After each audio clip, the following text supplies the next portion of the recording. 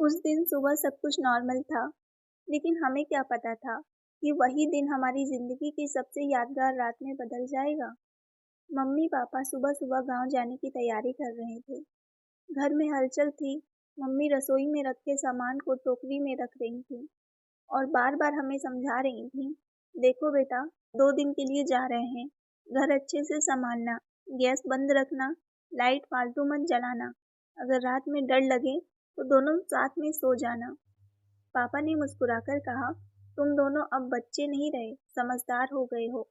लेकिन मम्मी की आंखों में वो माँ वाला डर था, जो हमेशा बच्चों के लिए होता है। मैंने कहा, मम्मी, आप चिंता मत करो, हम सब संभाल लेंगे।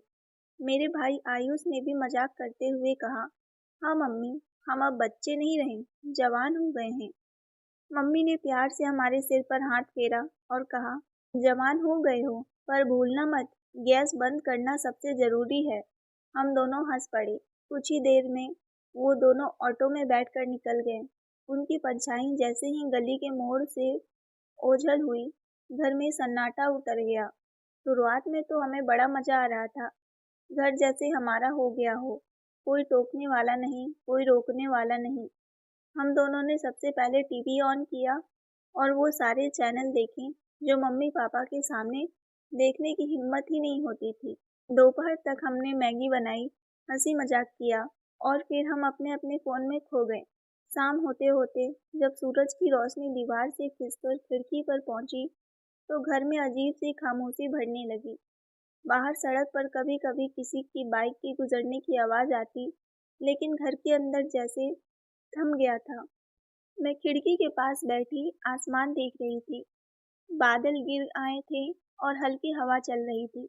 अचानक बिजली थोड़ी झोपड़ी सी मारकर बुझी, फिर आई। दिल धक से रह गया।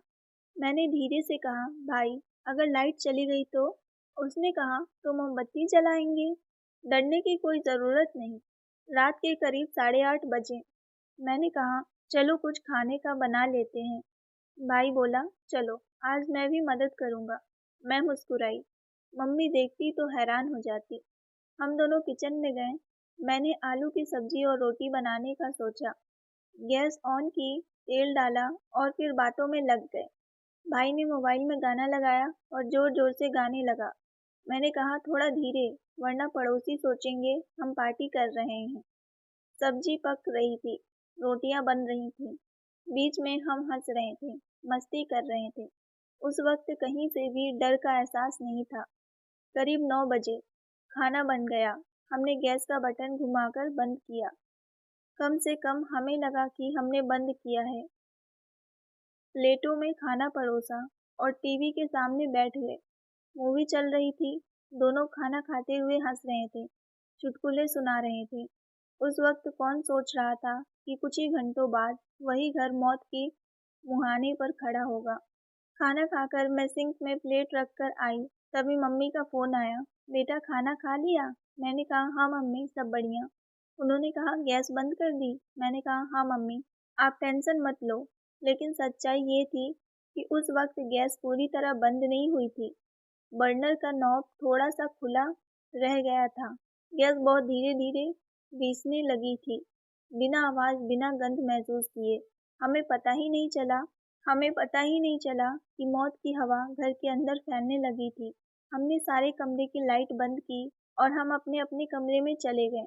रात करीब 10:30 बज रहे थे। मैंने खिड़की से बाहर देखा। सड़क खाली थी। दूर एक स्ट्रीट लाइट टिमटिमा रही थी। हवा की आवाज़ के साथ कहीं-कहीं कुत्ते के भौंकने की आवाज़ आ रही थी। मेरे कमरे की दीवार पर लगी घड़ी की टिक-टिक बहुत साफ सुनाई दे रही थी। मैं लेटी, पर नींद नहीं आ रही थी। मोबाइल उठाया, सोशल मीडिया खोला, लेकिन सब कुछ उबाऊ लगने लगा। तभी अचानक मुझे जैसे कहीं किसी चीज़ के गिरने की हल्की-सी आवाज़ आई हो। मैंने कान लगाकर सुना, फिर वही आवाज़, इस बार थोड़ी तेज़। मेरा दिल धड़कने लगा। मैं धीरे से बिस्तर से उठी, दरवाज़ा खोला और गलियारे में झाँका।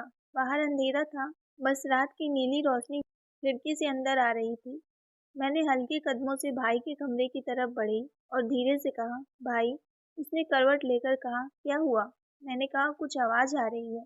उसने आधी नींद में कहा, कहाँ से? मैंने कहा, शायद किचन से। उसने करवट बदली और बोला, चलो देखते हैं। हम दोनों धीरे धीरे गलियारों में बढ़े। मेरे पैर ठंडे पड़ गए थे, सांस तेज चल रही थी। जैसे ही हम किचन के पास पहुंचे, अचानक हल्की सी गंध आई गैस की। भाई बोला, रुको। उसने लाइट ऑन की, पर स्विच दबाने से पहले ही उसने महसूस कर लिया कि गलती हो गई थी।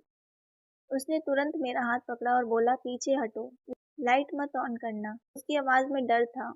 हम दोनों पीछे हट गए। दरवाजे से अंदर झांका तो गैस स्टोव के पास रखा कपड़ा हल्की चिंगारियों से सुलग चुका था। शायद किसी बिजली के स्पर्श या पहले से जले टुकड़े से चिरांगी निकली थी। सेकंडों में वो कपड़ा जल गया और पास रखे अखबार में आग लग गई। मैं चीखने लगी, भाई कुछ करो। उसने कहा, पीछे हटो। उसने बाल्टी में पानी डाला, लेकिन अंदर जाना खतरनाक था। जैसे ही उसने बाल्टी फेंकने की कोशिश की, आग और फैलने लगी। उसने तुरंत दरवाजा बाहर से बंद किया और कहा, खिड़कियां खोलो। मैं कांपते हुए खिड़कियां खोलने लगी। धुआं फैलने लगा था। आंखों में जलन हो रही थी, सांस लेना मुश्किल। भाई ने कहा, नीचे झुको, नीचे झुको, धुआं ऊपर जाता है। हम दोनों फर्श पर बैठ गए। आंखों में आंसू भरे रहे थे। वो कुछ पल ऐसे थे जैसे मौत हमारे बहुत करीब खड़ी हो। फिर मुझे याद आया मम्मी की बात, किचन का दरवाजा हमेशा बंद रखना।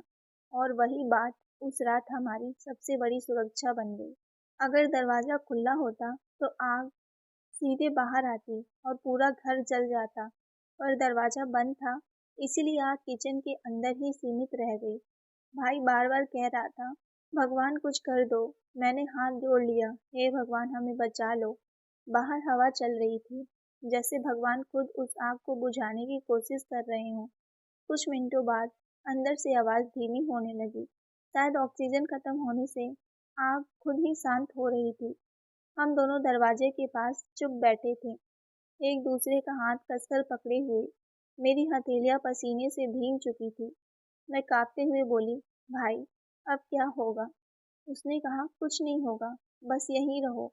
वो दरवाजे के पास झुककर सुनने लगा। अंदर अब सिर्फ हल्की जलन की गंध थी।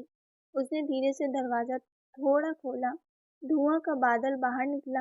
हमने जल्दी से खिड़कियां और खोल दी। अंदर सब जलकर राख हो चुका था।